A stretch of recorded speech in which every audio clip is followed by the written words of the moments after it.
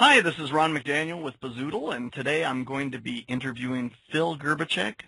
Phil and I go back a long way. We actually, it's a testament to networking online. We actually both knew somebody who introduced us to each other, and we met at a conference then, and we've been friends for probably 7 or 8 years now, and often work on things together. And today Phil's going to be talking to us about lead generation with LinkedIn. Where I do more with blogging and search engine optimization, Phil really is an expert on social media, branding, and leveraging those kinds of tools to generate leads. How you doing today, Phil? I'm awesome, Ron. How are you today? I'm doing wonderful, thank you. I appreciate you coming on. Yeah, it's great to be here, man. Really great to be here. Thank you. Hey, I shouldn't be telling people about you. You should be telling us a little bit about yourself. How'd you get into this line of work? I mean, what made you interested in this? Yeah, well, if we rewind, I worked in information technology for a long time, and by a long time I mean back when dial-up modems existed and only operated at suboptimal speed, 9600 baud, super slow. It took days and days to even download a picture.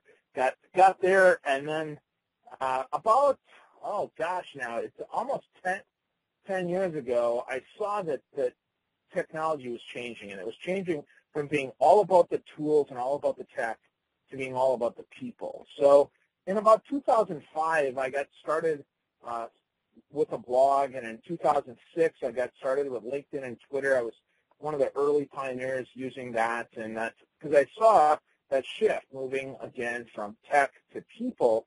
And so in 2008, I quit my job, or rather, I gave a 2-year notice to quit my job. I was a VP of information technology at a financial services company, and I had a great job, I had a great boss, an awesome team, but I realized with the change coming, working in corporate America just wasn't going to be a great fit for me. So I told my boss at my annual review, actually about this time in 2008, that, hey, my next move is out of the company. I'm not planning to move up anymore. I promise I will continue to do my best, kick butt, lead my team, and do everything I can to make the next 2 years productive for you. But just know that when I'm not here, I'm really going to be not here. I'm going to be building my business. So slowly but surely, I started blogging more. I've written now 4 books. But before I left, I had just about everything in place. It was very planned, very methodical. I saved as much money as I could. I saved as much vacation as I could so that during those 2 years, I could go speaking and I could take off days for workshops, and I could have money to spend on other workshops that would help grow my business and had nothing to do with corporate America. So I extricated myself as of June 1st of 2010, and I've been doing my own business full-time after moonlighting at it for about 5.5, 6 years. Wow, that's a long time. Yeah. Hey, let me ask you, were you ever worried? Because you give somebody a 2-year notice, and if a great candidate comes up to replace you, say 6 months after you say that, you've essentially given them notice. They're allowed to terminate you and say, well, he already gave us his notice. Were you a little bit worried about that, or was you knew your boss was that cool that he wouldn't pull that on you, or what? Well, at first I guess I didn't really think about it. I thought that if I kicked butt that they would keep me around, and truly I did get a little bit worried. I mean, I think it's natural to have some fear about, so I'm done here. I have 2 years left, and then 12 months and 6 months, and really the whole time I was like, I'm really doing this. And so sure, yeah, I definitely had some worry and a little bit concerned, but I knew, I felt I knew my boss and my boss's boss well enough that they would support me as long as I did an awesome job at what I was doing. And really, if they had terminated me early, I had put many of the pieces in place. Maybe I wouldn't have saved as much money, or my business wouldn't have been as strong. But I can tell you that no matter how much planning you have, things never go exactly as you expect. my business is nothing like I expected it to be when I left corporate America in 2010. It's quite different, and yet it's still in the same line of work. It just isn't exactly the same as I expected it to be. So no matter how great your plans are, yeah, certainly a little bit of fear, and I think a little bit of fear is good, because if you don't have any fear, then the decision isn't risky enough and you're not being aggressive enough. So you have to have a little bit of that in your stomach. Otherwise, you're just going to, otherwise you're just going to be lazy and sloppy.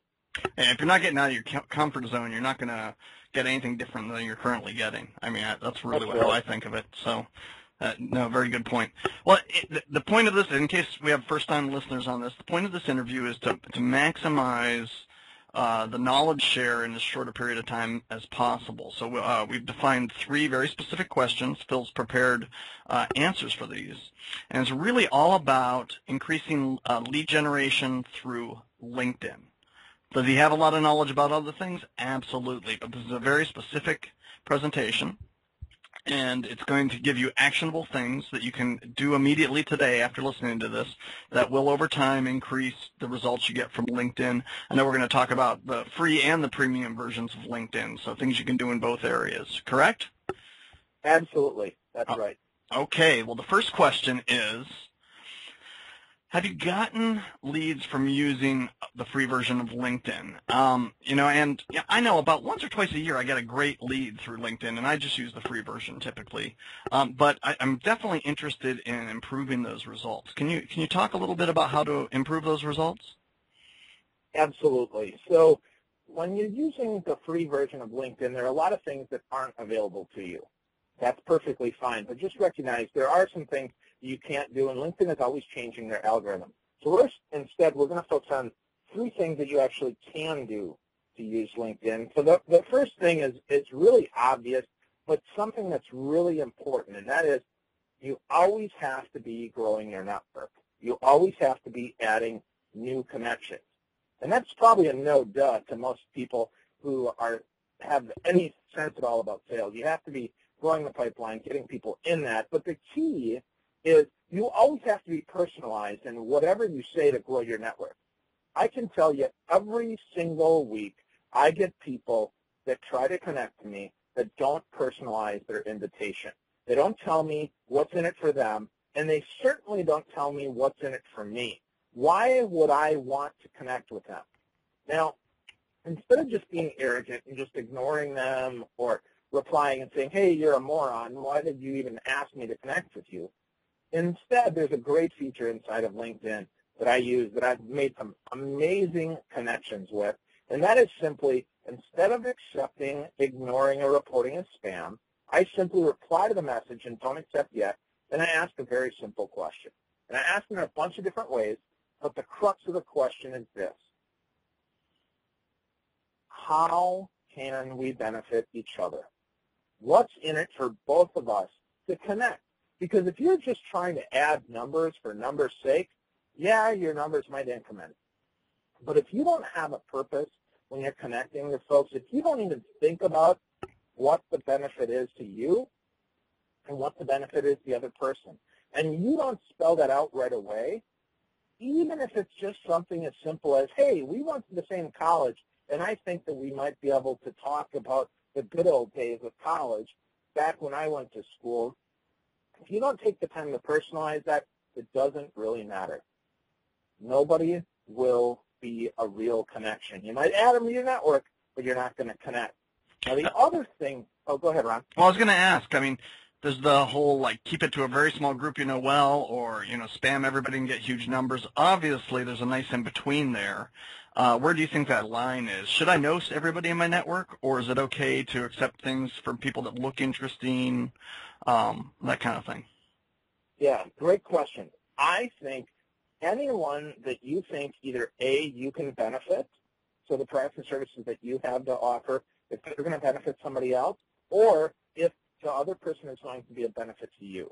So a good example is here in Milwaukee, I'll connect to just about anybody who's in the city of Milwaukee because I do business across the board with companies of all shapes and sizes and industries here in Milwaukee. I think that if you look at it that way and you think about the benefit and you recognize this is why you're connecting to them, that it's because they're in your location because you went to college with them, they're the same college, you didn't have to go to college at the same time, or whatever the benefit is. If you have that, definitely then you can accept. But blindly accepting people, especially if you don't take the time to see if you have anything in common, is a big no-no. So definitely find that balance. Okay. So, so once you have that balance and you add those connections in a personalized way, then you need to stay top of mind. So when you're getting leads, and now that you're connected to people, then you have to stay top of mind, folks. And the easiest way to do that is to update your status.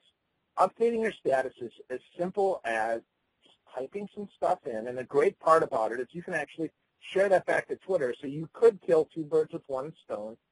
But the key is update your status at least 3 times a week.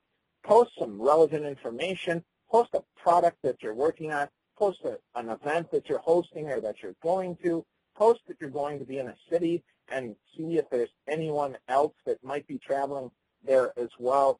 But find ways to update your status regularly, at least 3 times a week. Now, the last lead generation tip for using the free version of LinkedIn is that if you can answer questions in groups, not just posting questions, but answer questions that add value in the groups that you belong to. They could be alumni groups, they could be industry-specific groups, they could be hobby groups, whatever. If you answer questions and you are genuinely helpful, people will remember you. And then, later on, if you make an ask of them to be part of your network, to introduce you to somebody, they're going to remember that you're a helpful guy or gal, and they're going to be much more apt to help you. So those are the 3 easiest ways that I found to get leads using the free version of LinkedIn. Okay, now, great tips. I agree, and I know people are always telling me they see me all the time on LinkedIn, and a lot of that's automated through my Twitter and things like that. So I don't even work very hard, and it's just enough that people see me more than they see a lot of other people, and they say that when I meet them in person a lot of times. So you're completely right. But does it actually generate sales? Can you give me some examples of times how do you use this to actually make money, not just build up a bigger list? Now, I know that kind of feeds into our question 2, so let me just ask the question 2. You say, how can you use LinkedIn to help do pre-call research so you're not cold calling people? Do you think that's where this really plays into? I think that certainly is one way that it plays in. Let me answer your question first, and then let's talk about some pre-call research. Okay. So I update my status frequently. As I said, I try to get to it at least 3 times a week. I'm certainly not perfect, but I have someone in my network that lived in Milwaukee for only a brief period of time and has since moved 3 times. And honestly, I believe he's in New York City right now, but I'm not 100% sure. But at his last move, he moved somewhere out east. Again, I'm not quite sure where it was, but he saw my status update about social media. And I offer social media services. That's what I do. So he saw that, and a week later, he was in a meeting. He's the vice president of banking for one of the big banks out east, and he thought immediately of me. He said, Phil, you were the first person that I thought of and the only person I thought of, so I gave your name to our marketing person and made a connection. Then outside of LinkedIn, actually sent an email and made a connection with me and his marketing person. Very simply would have never happened because we don't see each other. I haven't seen him in 2 or 3 years, but because he saw my status update about social media, it jogged his memory and made him think that I'm the only answer for social media. Now that's pretty powerful stuff. He clearly isn't connected to to the world, but he's connected to enough people that I know, and looking through his network, he has other social media people, but none of them have done a good job of staying top of mind for him. So that's how I've used it, and that absolutely has helped. Now, when we talk about results, that's still in progress. I don't have a result. I can't say I made X amount of dollars because of that, but I can tell you that was such a strong lead. And then that person, his marketing person, connected with me. So whether or not she stays at the bank or whether she goes somewhere else, we're going to stay connected. Well, and when you're talking lead generation, it's nice to talk about money, but ultimately, did it bring quality leads to you? Whether you close them or not is a whole different issue for another interview, I guess. So, I Absolutely. mean, great example of a really high quality, very valuable lead that you've got in. And I know, like I said, once a year at least, I get a really big lead. I mean, I've had huge companies call me from LinkedIn, but I'd love it to happen every week instead of once or twice a year. So I think the information you're giving us here is really helpful. So back to the cold call, or stop cold calling and warm calling using LinkedIn. Do I need to be a paid member for this, or is this something I can do with still the free account, or how are you going to help us? Yeah, great question. So I'll talk a little bit about the free version, and then I'll talk about how you can do this in a paid way. But honestly, the free way is the most effective way. The first way, I talked a little bit before in the previous question about groups. Now, if you look at a group of interested people, of people that are interesting to you in an industry that you're interested in, or you look at an alumni group, anyone in that group, you have the potential to connect with. So you can then look at their profile. LinkedIn has stopped allowing you to just search on everybody's profile, but the groups still allow you to connect because you still have something in common. This is one of the reasons why LinkedIn only allows you to join 50 groups. And you might say, well, holy cow, 50 groups is a lot of groups. But really, when you think about it, and you think about from broad to narrow, 50 groups is not a lot of groups.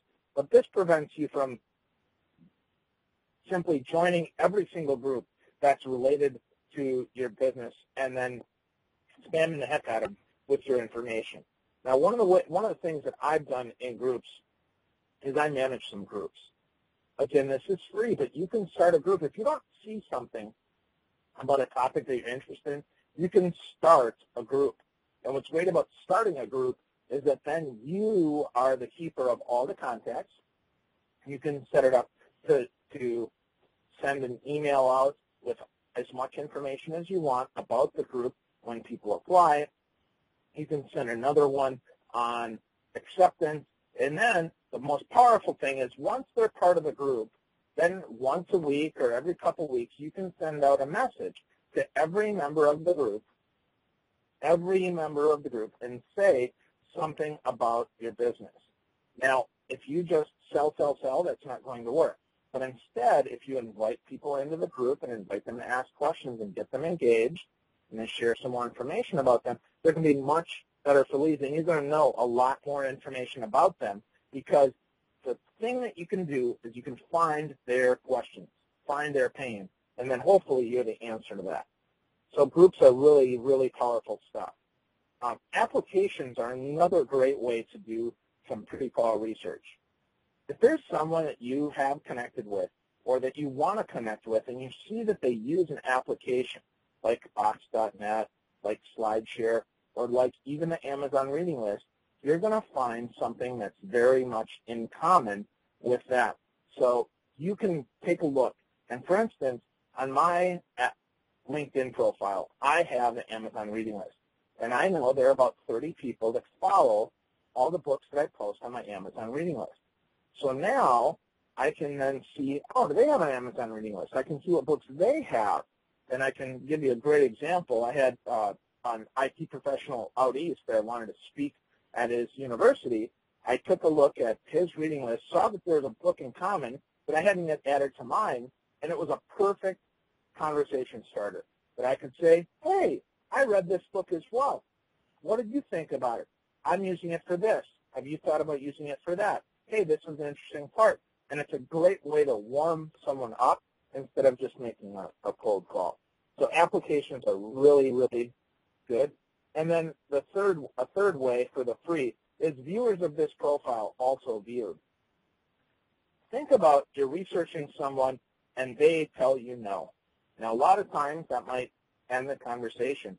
But if you're using LinkedIn and that person tells you no, you can see on the right-hand side, about halfway down in their profile, most people have turned on by default, viewers of this profile also viewed.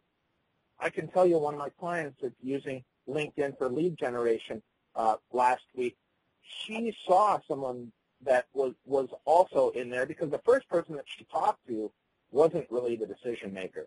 But she saw the second person that was on the viewers of this profile also viewed was at the same company, just in a different role, in a position that she'd never heard of. So what did she do? She then sent a warm connection to that person. Hey, I know Jenny. Jenny knows you. I thought it might be nice if we connected. So she used that as a warm-up call and was able to do that in a way that was non-intrusive, was non-spammy, and simply by noticing who viewers of the profile viewed.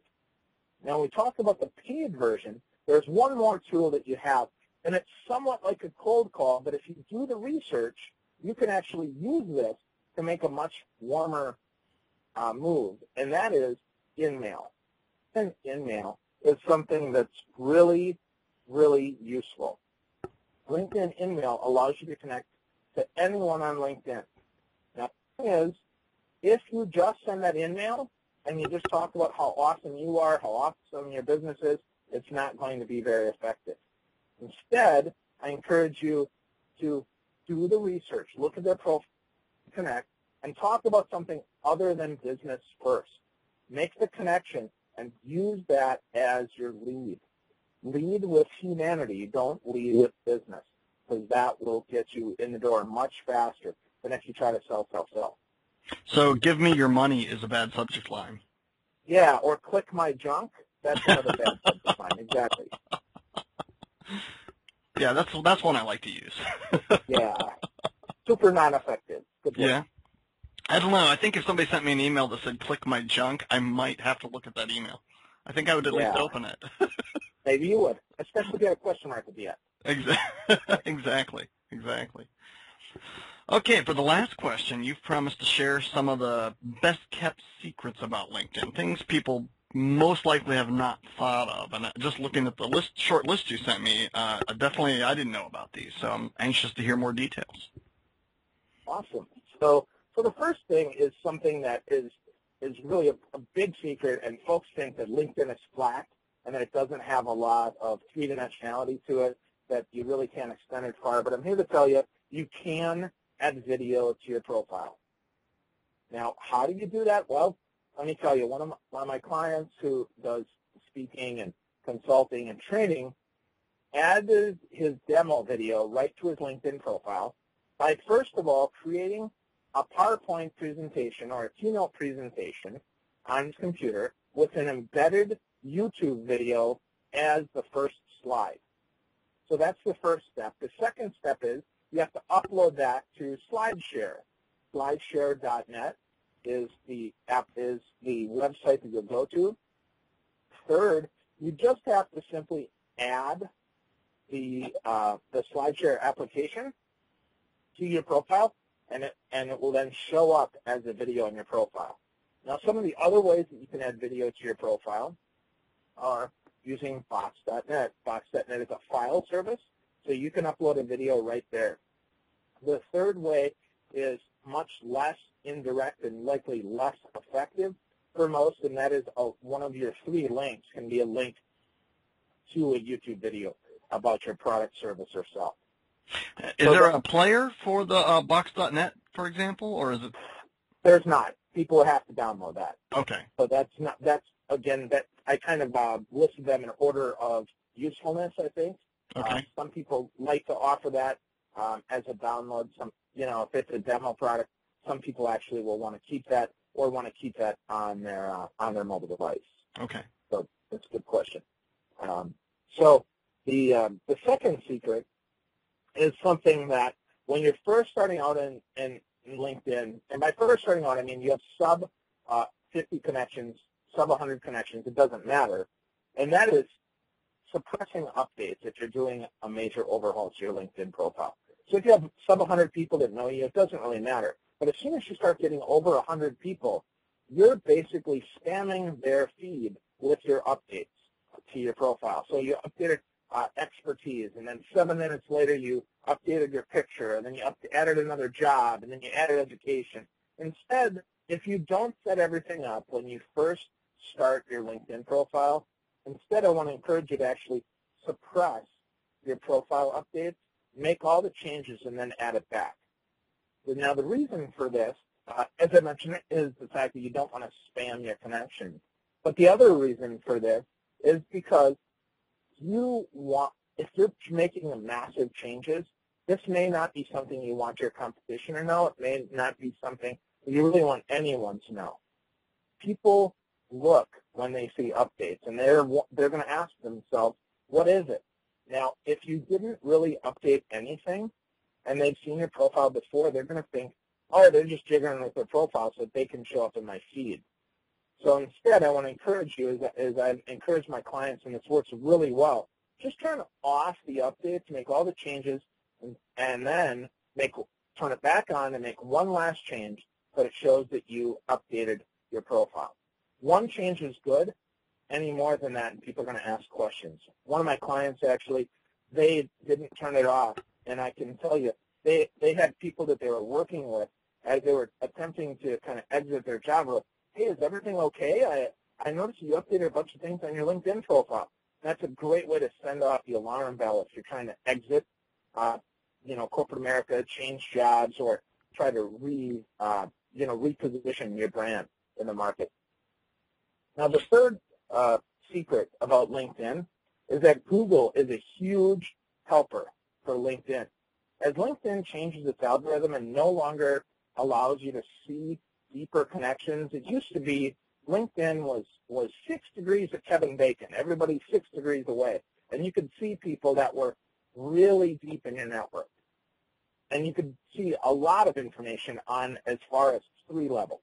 But LinkedIn has changed that. So what I want you to think about is as you're doing research on people, as you find a position in LinkedIn, if LinkedIn says that they're out of network, what I want you to do then is take that exact position title and their location. I want you to plot that into Google and add the word LinkedIn at the end of that.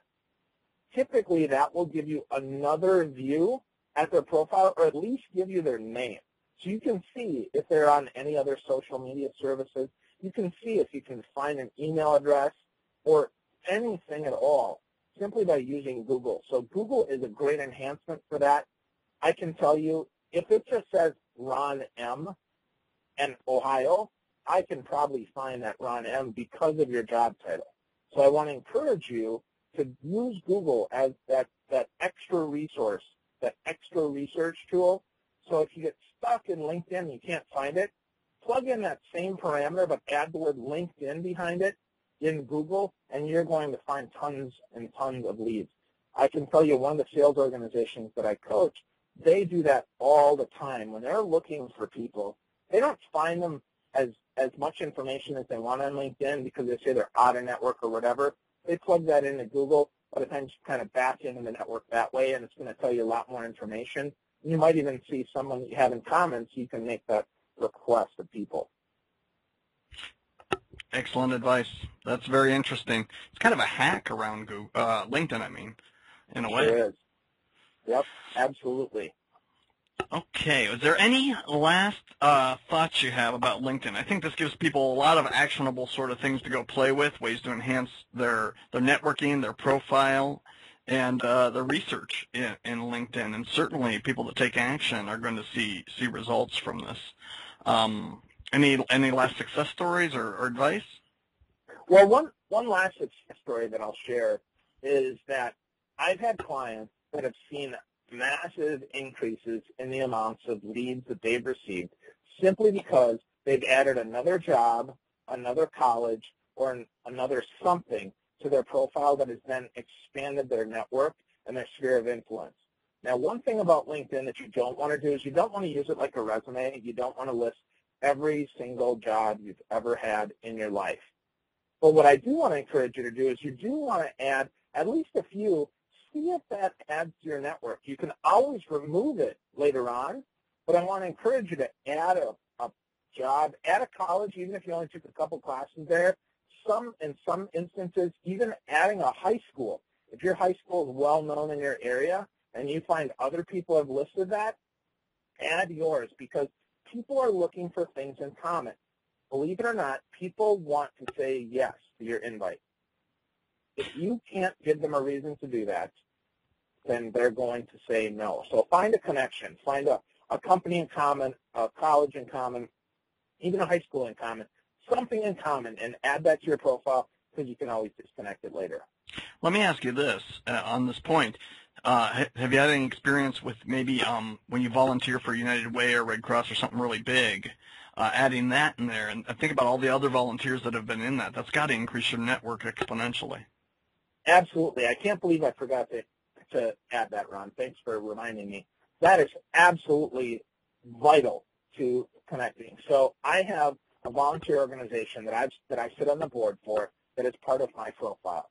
I can tell you that other people that are in that organization ask me to connect because they love that organization so much they realize that anybody that's at all connected to that organization is someone that they want to know. So if you volunteer for the United Way, if you volunteer for here in Milwaukee, you have the United Performing Arts Fund, you have an arts board, anything at all that you are part of, even if it's small, add it to your profile, see how it works, test it out. Trial and error is the best way to find success. And I can tell you, I see all the time that I get more leads for people who want to buy my products, who want to buy my books, who want to book me to speak, who want to work with me because of volunteer organizations that I have listed on my profile.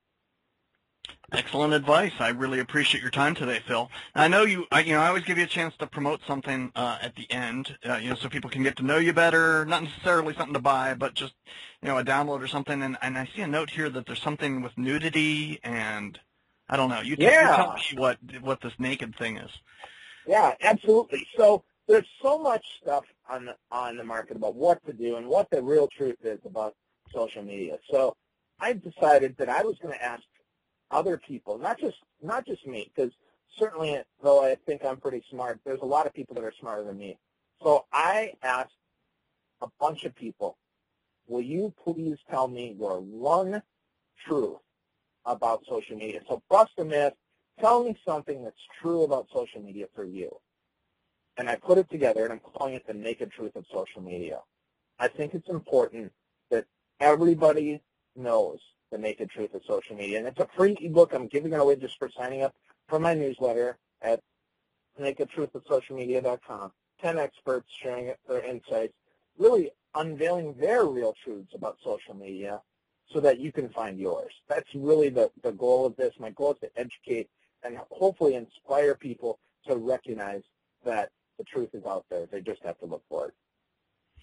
Excellent. Well, again, go download Naked Truth of Social Media at groupofwords.com. It's a free download, I believe, Phil. And that's correct.